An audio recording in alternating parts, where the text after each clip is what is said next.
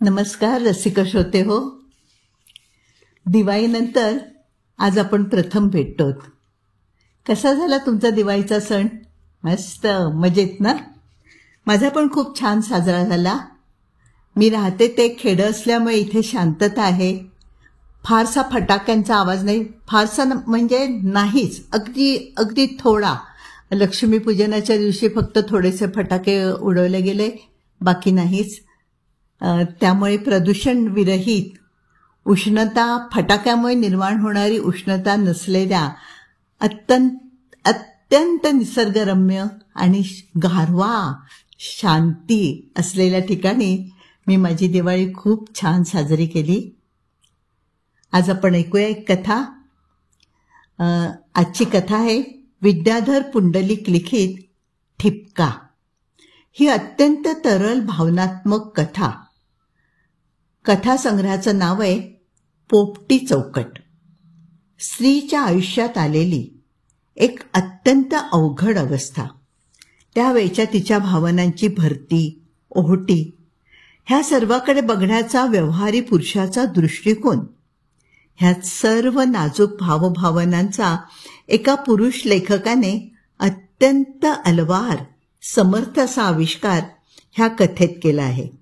कथा घटना प्रधान नसून भावना प्रधान आहे. हे सर्व मी आधीच सांगते, कारण कथा ऐकताना तुम्हाला हे निवेदन थोडंसं मार्गदर्शनपर होईल. तर ऐकूया. ठिपका. लेखक विद्याधर पुंडलिक. एका हाताने दिलीपला धरून ती लोकलमध्ये शिरली. लोकलने शिट्टी दिली. अडखळत, लंगडत 2 पावलं टाकली आणि एका क्षणात तिने गती घेतली. सुसहाट आवाज करत तिची गती हळूहळू घोंगावत गेली आणि मग काही क्षणातच तिची एक तालबद्ध लय सुरू झाली. तिने आपले डोळे मिटून घेतले आणि हात खिडकी बाहेर घेतला. बाहेरून घुमत येणारा वारा आणि गाडीचा तो घोंगावता वेग ह्यांनी निर्माण झालेल्या गतीच्या एका प्रचंड भोवऱ्यात आपलं शरीर एखाद्या पानासारखं स्वतःभोवतीच गरगरत आहे, वाहून जात आहे, असा तिला भास झाला. दिवस गेल्यापासून तिला एका जागी बसवत नसे, थांबवत नसे. गतीचं एक वेळ तिला लागलं होतं. गाडीची गती कमी होत गेली आणि ती पुढच्या स्टेशनवर थांबली तेव्हा तिने आपले डोळे उघडले. आता तिच्या लक्षात आलं की गाडीचा डबा अगदी नवीन आहे आणि ह्या 5च्या उन्हाने त्याची चकाकी आणखीनच वाढली आहे. बाकावरच्या तपकिरी गुळगुळीत पॉलिशवरून काहीशा हावरेपणाने ती पुन्हा पुन्हा हात फिरवू लागली. त्यावरील चकचकीत पांढऱ्या पट्ट्या, मधले निकलचे पारदर्शक बार्स, हँगर्सच्या काळ्या कुळकुळीत मुठी आणि पंख्याच्या भणभणत्या पात्यातून दिसणारे प्रकाशाचे थरारते पिसारे, हे तिला फार आवडलं. ही सारी चकाकी आपल्या अंगात घुसली आहे आणि त्यामुळे आपलं सारं शरीर आतून चकचकून झळाळून गेलं आहे असं तिला वाटलं. अशीच टक लावून ती थोडा वेळ स्तब्ध राहिली आणि मग तिने ठरवलं की हे वेडे भास आता थांबवले पाहिजेत. हे मनाचे खेळ आवरले पाहिजेत. जे करायचं आहे त्यासाठी मनाची तयारी एव्हापासून करायला पाहिजे आपल्याला. इतक्यात दिलीपच्या हसण्याचा आवाज आला म्हणून तिने त्याच्याकडे पाहिलं. तिला गदगद हलवून तो सांगत होता, मावशी मावशी, त्या पंख्यांकडे बघ. तिने आपल्या भोवती गरगरणाऱ्या पंख्यांच्या रांगेकडे पाहिलं आणि कुतूहलाने विचारलं, मग त्यात काय बघू? अगं, ते पंखे म्हणतायत आम्ही नाही जा, आम्ही नाही जा. बरोबर आहे की नाही? तिने त्या पंख्यांकडे निरखून पाहिलं आणि तिला एकदम हसू आलं. खरोखरच ते भुरभुरते पंखे माना वेळावून वेळावून असंच काहीतरी म्हणत असावेत. आम्ही नाही जा, आम्ही नाही जा. तिच्या ओटीपोटातून सुखाची एक कळ शरीरभर एखाद्या खारीसारखी धावत गेली आणि एका कोपऱ्यात लपून बसली. ती आता मुद्दामच डब्यातल्या माणसांकडे पाहू लागली. गरुड नाकाचा एक पारशी म्हातारा, बुटक्या तांब्यावर उंच भांडं ठेवल्यासारखी वाटणारी त्याची टोपी, दुधाच्या हंड्यावर पेंगणारा भैया, कोपऱ्यात पत्त्याचे डाव खेळणारे काही गुजराती, जागा असूनही फुटबोर्डावर उभं राहून ज्याच्या त्याच्याकडे पाहून शिळा मारणारे 2-3 कॉलेज विद्यार्थी. त्यातल्या एकाने भर वेगातल्या गाडीच्या बाहेर आपलं सारं शरीर वाकवून जेव्हा गाणं म्हणायला सुरुवात केली तेव्हा तिचं सारं अंग भीतीने शहारून गेलं आणि कपाळ घामाने डवरून आलं.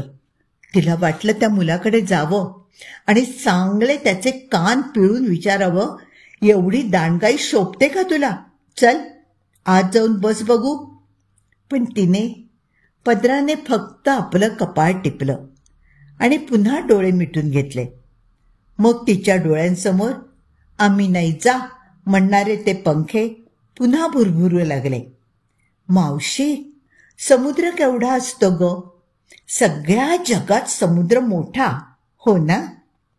दिलीप तिचा हात हलवून विचारत होता. आज दुपारपासून 10दा विचारलेल्या ह्या प्रश्नाला तिला उत्तर देता आलं नव्हतं.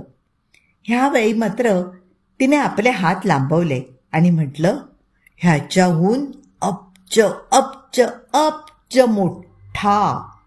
आणि आश्चर्याने तोंड उघडं पडलेल्या दिलीपकडे पाहून ती मोकळेपणाने हसली. त्या हसण्याने तिचं आत्ता पावेत ताणलेलं आणि ताठलेलं शरीर आणि मन सैल झालं, मोकळं मोकळं झालं. ती प्रसन्नपणे खिडकीबाहेर पाहू लागली. थोड्याच वेळात तिचं स्टेशन आलं. आत बाहेर जाणाऱ्या माणसांच्या धक्काबुक्कीतून तिने दिलीपला झपवून बाहेर काढलं आणि ती स्टेशन लगतच्या बागेत आली. अगदी एका कोपऱ्यात उन्हात झळाळलेल्या नारळीच्या एका बुटक्या झाडाखाली तो उभा होता. तिला पाहिल्यावर त्याने आपला रुमाल हलवला आणि तो त्यांच्याकडे झपाझप येऊ लागला. त्याची कृशमान, किंचित उलून पुढे आलेलं नाक आणि एका पायावर जोर देऊन चालण्याची त्याची सवय. तिला वाटलं, लाख माणसात माझ्या ह्या माणसाला मी ओळखून काढेन. तिला गहिवरून आलं आणि पावसाच्या सरीसारखे मधले काही क्षण तिच्या अंगावर नाचत आले.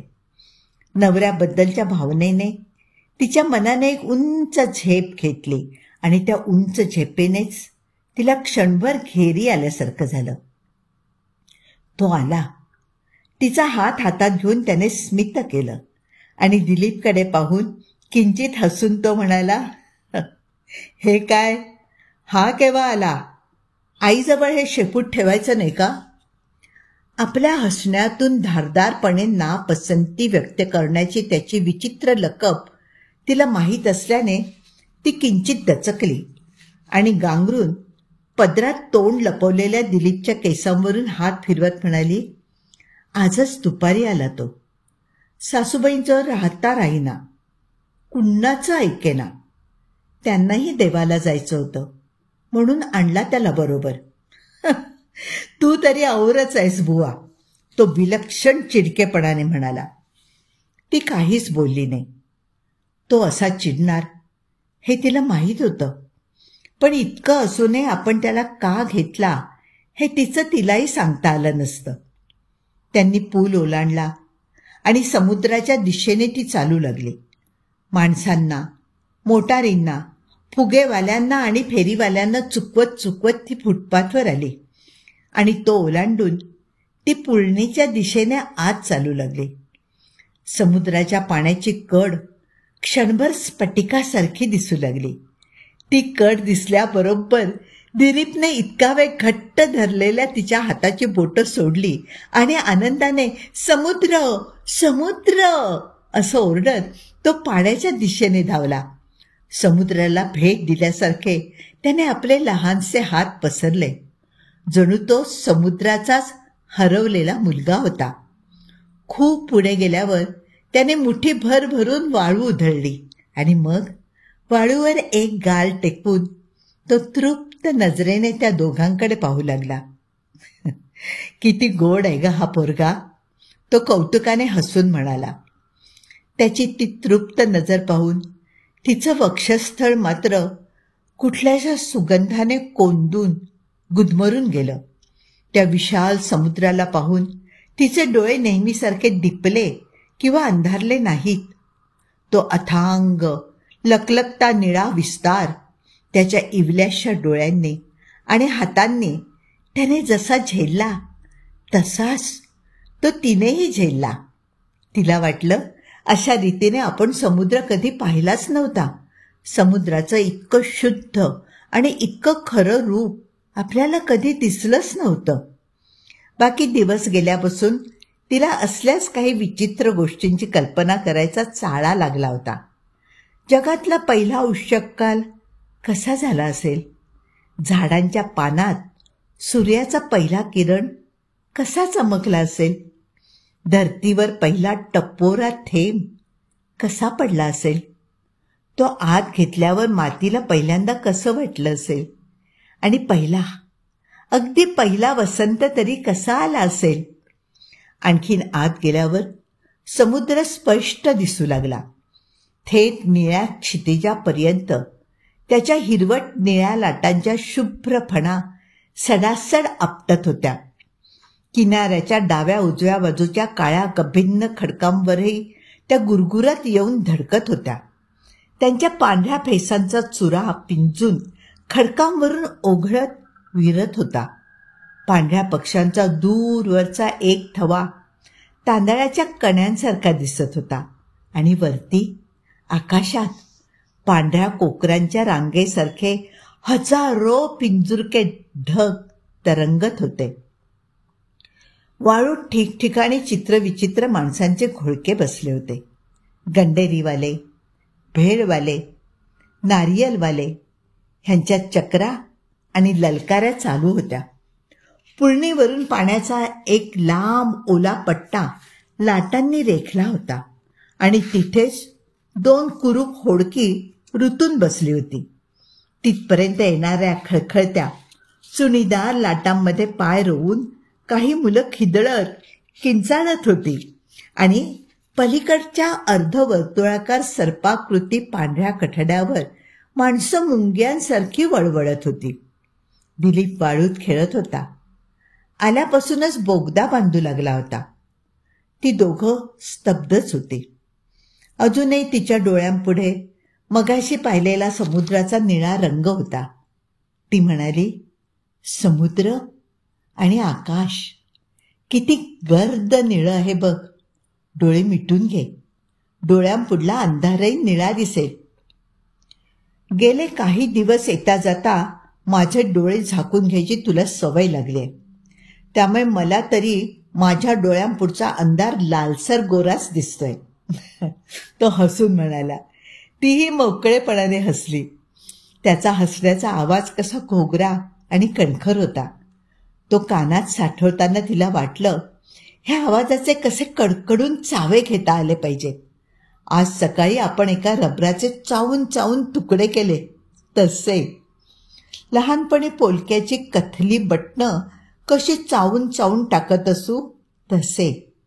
ती आठवण तिच्या डोळ्यांसमोर ठिणगीसारखी चमकली आणि ती म्हणाली, लहानपणी की नाही मी कथलाची बटणं ना चावून चावून. तो किंचित तिच्याजवळ सरकला आणि शांतपणे म्हणाला, आपण इथे आलो आहोत ते लहानपण आठवायला आलो नाही असं मला वाटतं हं. आणि पुढे तो जो क्षुद्र प्रश्न विचारणार होता त्याची एक स्तब्ध आणि लांब लचक सावली त्या दोघांमध्ये पडली. तिच्या डोळ्यांपुढचा निळा अंधार एकदम नाहीसा झाला. काही क्षण तसेच गेले. मग त्याचा आवाज आला, मग काय? आता कुणाला शंका यायच्या आत या प्रश्नाचा सोक्ष मोक्ष लावून टाकला पाहिजे काय? हो, ती हळूच म्हणाली. आता सासूबाईंना सुद्धा शंका यायला लागली आहे. मला सारं काही जमेल, पण त्यांना आणखीन फसवता यायचं नाही. काल त्या काय म्हणत होत्या माहितीये? काय? त्याने अगदी शांतपणे विचारलं. परवा रात्री त्यांच्या स्वप्नात वसंत भाऊजी आले होते म्हणे. म्हणत होते मी तुला पुन्हा भेटणार आहे आता. मग एकदम त्याच्याकडे वळून ती उत्सुकतेने म्हणाली, कसे होते हो वसंत भाऊजी? वसंतानं पुढे न बोलता तो समोरच्या समुद्राकडे बघू लागला. बराच वेळ स्तब्ध राहिला.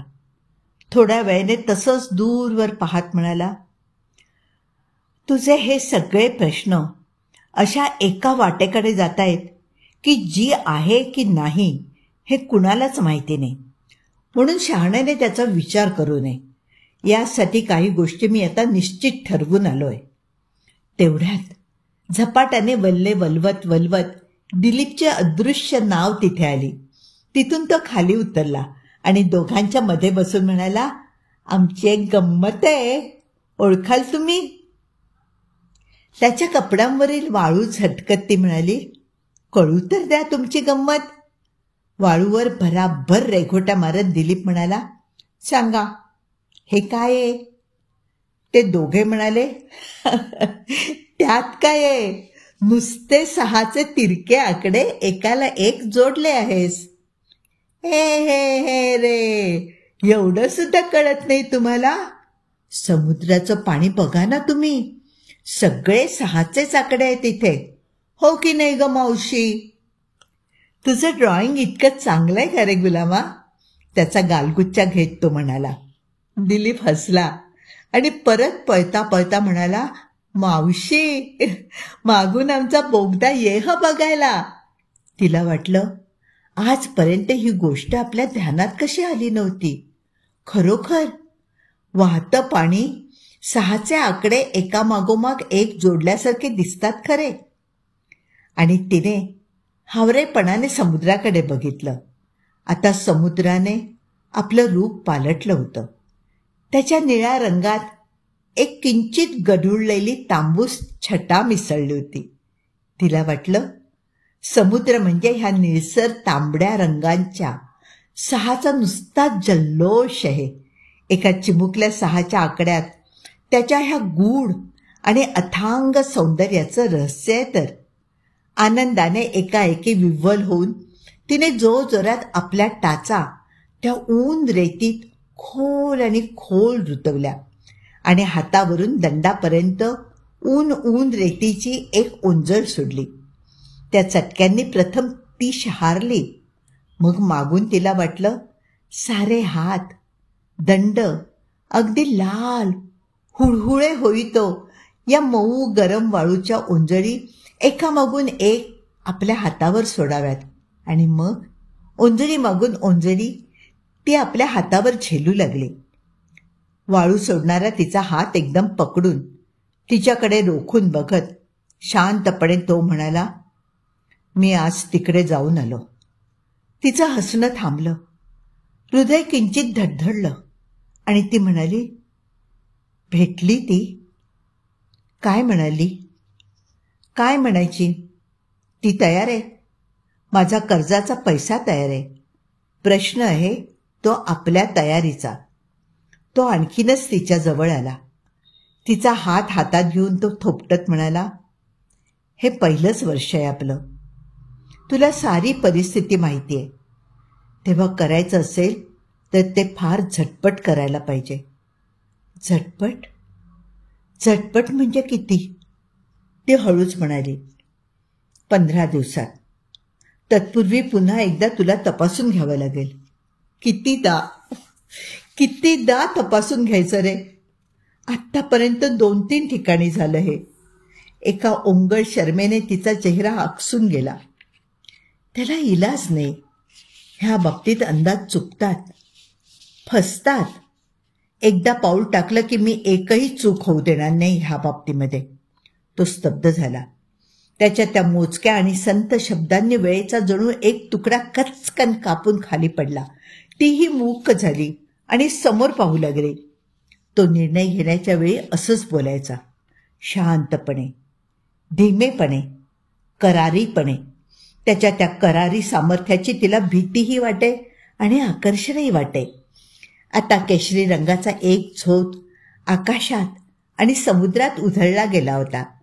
केशरी, पिवळ्या आणि लाल भडक रंगाचे तुकडे मघाच्या कोकरांच्या जागी आले होते. पिवळसर ढगांची लांब लांब बारीक सुतं एकमेकात गुंतली होती. मधूनच संथ निळ्या सरोवरांसारखे आकाशाचे निळे तुकडे विखुरलेले दिसत होते. एक फार मोठा लाल भडक ढग सूर्यबिंबाजवळ सरकत होता आणि त्याच्या कडा सूर्यकिरणांनी उजळल्या होत्या. तिने डोळे मिटून घेतले. तिला वाटलं हे सारं जग आणि मी इथेच थांबावं, ह्या विश्वगतीनेच पुढे सरकू नये. आणि तिने जेव्हा पुन्हा डोळे उघडले तेव्हा तिला असा विचित्र भास झाला की एक फार मोठा काळ मधल्यामध्येच निघून गेला आहे आणि तो प्रश्न केव्हाच भूतकाळात जमा झाला आहे. काळाच्या ह्या प्रचंड गतीचा धक्का तिला चाटून गेला आणि ती पुन्हा समोरच्या निळ्या पांढऱ्या प्रकाशात फेकली गेली. दिलीपच्या शब्दांनी तिला जागृती आली. तो तिचं तोंड आकाशाकडे वळवत तिला काहीतरी सांगत होता. ती ऐकू लागली. मावशी, तो ढेरपोटा ढग आहे ना, तो ग, हा तो, तर तो ना अगदी आमच्या पुस्तकातल्या ढगासारखा दिसतो. अगं, तो वाऱ्याने पाठलाग केल्यामुळे सूर्य महाराजांपुढे तक्रार करायला येत नाही का, तो बघ बघ कसा लड्डू लाल लाल झालाय. ते शब्द ऐकले आणि तिला पुन्हा एक आठवण झाली. दिवस राहिल्यापासून हे असंच होत होतं. तिची आठवण एकदम तल्लख झाली होती. जे ती विसरून गेली होती असं कितीतरी तिला आठवत होतं. मॅट्रिकच्या वेळची आपली मैत्रीण उषा म्हणायची, संध्याकाळचं हे रंगीत रंगीत ढग चांदण्यातही तसेच दिसले तर फार मजा येईल नाही काय ग. काही एका हवरेपणाने तिने ती कल्पना त्याला सांगितली आणि विचारलं, तुला कशी काय वाटते रे ही कल्पना. क्षणभर स्तब्ध राहून तो म्हणाला, कल्पना म्हणून छान आहे ग, पण संध्याकाळ ती संध्याकाळ आणि चांदणं ते चांदणच. प्रत्येकाचं एक वेगळं सौंदर्य असतं. त्याचं म्हणणं खरं असूनही तिला पटलं नाही, आवडलं नाही. रुईच्या कापसाला हात लावल्यासारखं वाटतं तसं काहीतरी आपल्या ओटीपोट्यातून गेल्यासारखं तिला वाटलं. चांदण्यातल्या रंगपंचमीत ती न्हावून निघाली. तिला वाटलं रात्रीचं शतकाशतकांचं काळं निळं छत ह्या कल्पनेने फुटलं. चांदण्याला रंग आला आणि सृष्टीच्या रचनेत राहिलेली एक फार मोठी चूक दुरुस्त झाली. पुन्हा तिने आपल्या दोन्ही हातातील वाळू दाबली. हाताला कढत कढत कळा आल्या तरी तिने ती पुन्हा पुन्हा दाबली. आता वारे मोकाट सुटले होते. कानात घुमून पिंगा घालत होते. तिला वाटत होतं की आपलं सारं शरीर आतून बाहेरून खळखळून निघत आहे आणि एखाद्या निर्मळ आणि शुभ्र वस्त्रासारखं ते फडफडत आहे. अर्धवर्तुळ किनाऱ्याच्या दोन्ही बाजूंकडून आलटून पलटून एक उग्र घोष ऐकू येत होता. एका बाजूने एक घोष, मध्ये क्षणाची शांतता आणि पुन्हा त्याच घोषांचा पसरत गेलेला पडसाद. मातीत जसा पाण्याचा थेंब झिरपत जावा तशी त्या घोषांची लय तिच्या शरीर मनात खोल खोल झिरपत होती, भिनत चालली होती. ती त्याच्याजवळ किंचित खेटून बसली आणि नखं कुरतडणारा त्याचा हात बाजूला घेऊन म्हणाली, 1000 वेळेला सांगितलं असेल की नखं खात जाऊ नको. लहान नाहीस होय रे आता नखं खायला. काय होईल, त्याने हटवादीपणाने विचारलं. बायको मरेल. झालं समाधान, ती फणकाऱ्याने म्हणाली आणि तिथून उठून ती उगाचच अवतीभोवती हिंडली. दिलीपचा बोगदा पाहून आली. वाटेतील 4-2 शंख तिने गोळा केले आणि धीमेपणाने पावले टाकीत ती पुन्हा त्याच्याजवळ आली. त्याच्याजवळ किंचित सरकून हळूच म्हणाली, हे सगळं नीट होईल ना रे.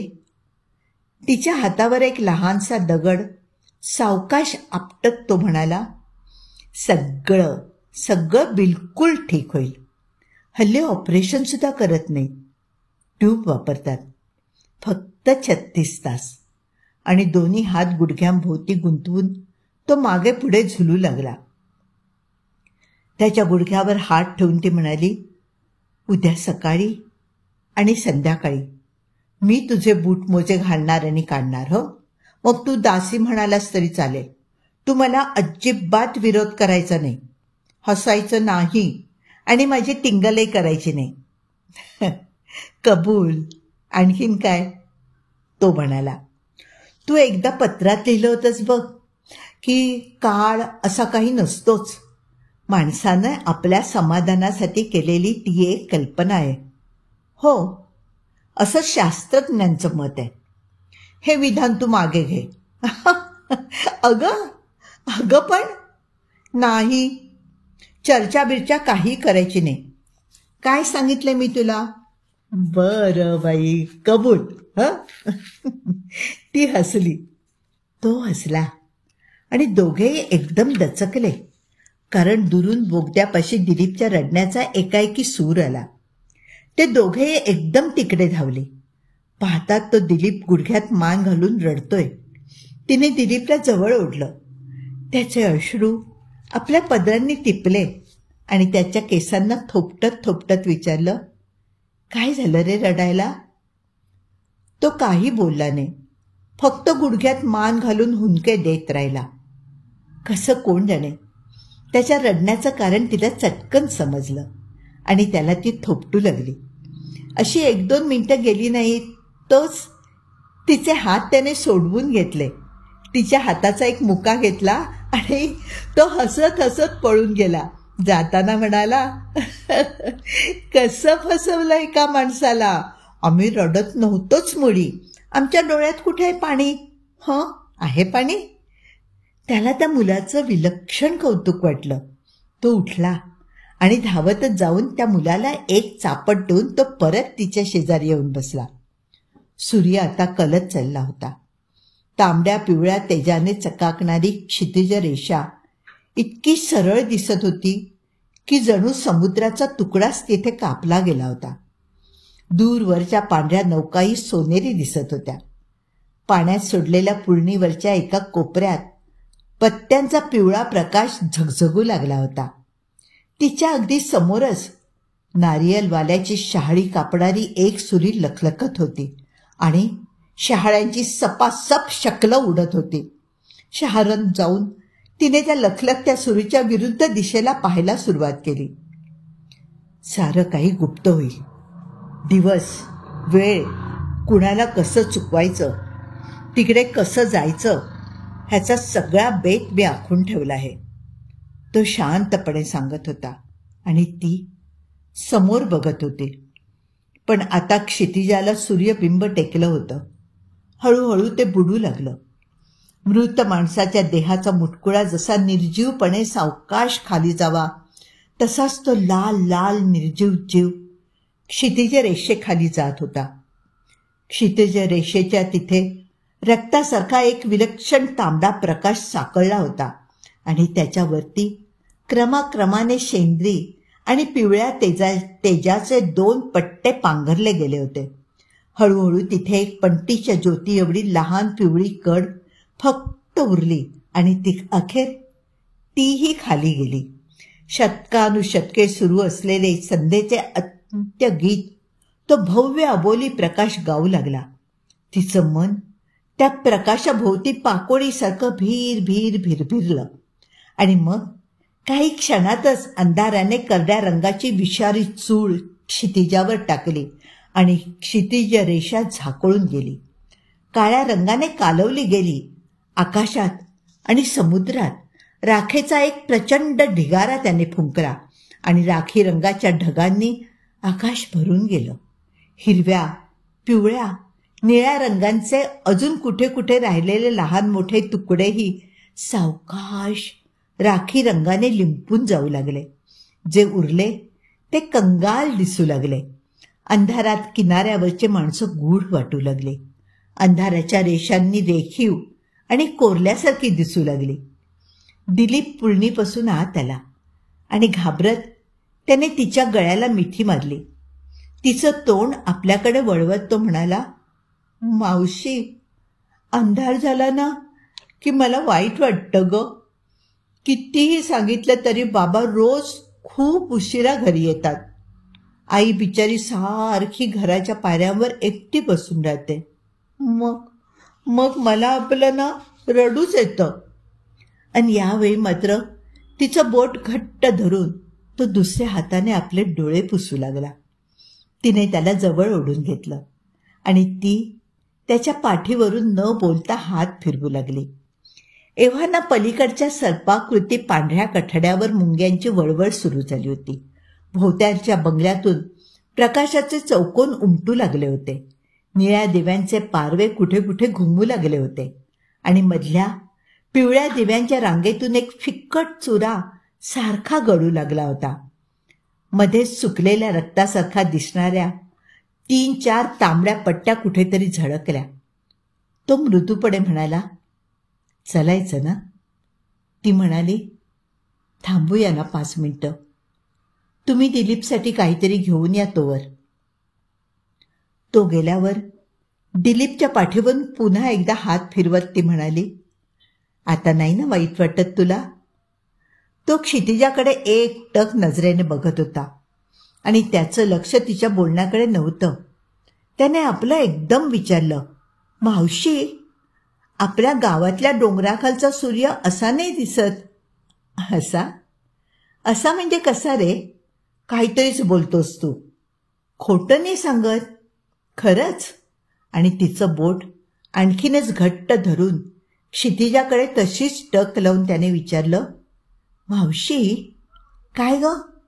आधीच जमीन होती की समुद्र? समुद्र. आणि समुद्राच्या आधी काय होतं? सूर्य. सूर्याच्याही आधी एक मोठा सूर्य. सूर्याचा एक कण फुटला ना, तो आपला सूर्य झाला.